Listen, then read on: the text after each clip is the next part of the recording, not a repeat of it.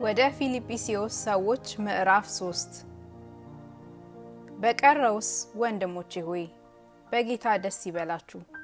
ስለ አንድ ነገር መልሼ ልጽፍላችሁ እኔን አይታክተኝም፣ ለእናንተ ግን ደህና ነው።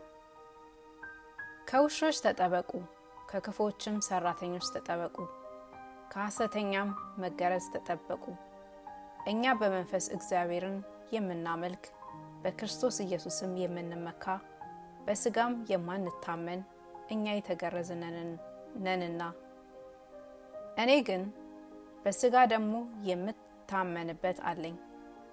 ሌላ ሰው ማንም ቢሆን በስጋ የሚታመንበት እንዳለው ቢመስለው እኔ እበልጠዋለሁ። በ8ኛው ቀን የተገረዝሁ ከእስራኤል ትውልድ ከብንያም ወገን ከዕብራውያን ዕብራዊ ነኝ። ስለ ሕግ ብትጠይቁ ፈሪሳዊ ነበርሁ። ስለ ቅንዓት ብትጠይቁ ቤተ ክርስቲያንን አሳዳጅ ነበርሁ። በሕግ ስለሚገኝ ጽድቅ ብትጠይቁ ያለ ነቀፋ ነበርሁ። ነገር ግን ለእኔ ረብ የነበረውን ሁሉ ስለ ክርስቶስ እንደ ጉዳት ቆጥሬዋለሁ። አዎን፣ በእውነት ከሁሉ ይልቅ ስለሚበልጥ ስለ ክርስቶስ ኢየሱስ ስለ ጌታዬ እውቀት ነገር ሁሉ ጉዳት እንዲሆን እቆጥራለሁ። ስለ እርሱ ሁሉን ተጎዳው፣ ክርስቶስንም አገኝ ዘንድ። በክርስቶስም በማመን ያለው ጽድቅ ማለት በእምነት ከእግዚአብሔር ዘንድ ያለው ጽድቅ እንጂ ከሕግ ለእኔ ያለው ጽድቅ ሳይሆንልኝ በእርሱ እገኝ ዘንድ ሁሉን እንደ ጉድፍ እቆጥራለሁ።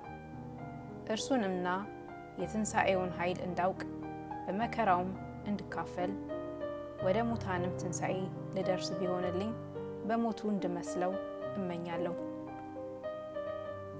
አሁን እንዳገኘው ወይንም አሁን እንደተፈጸም አይደለም፣ ነገር ግን ስለዚያ በክርስቶስ ኢየሱስ ደግሞ የተያዝሁ ያን ደግሞ ይይዛለሁ ብዬ እፈጥናለሁ።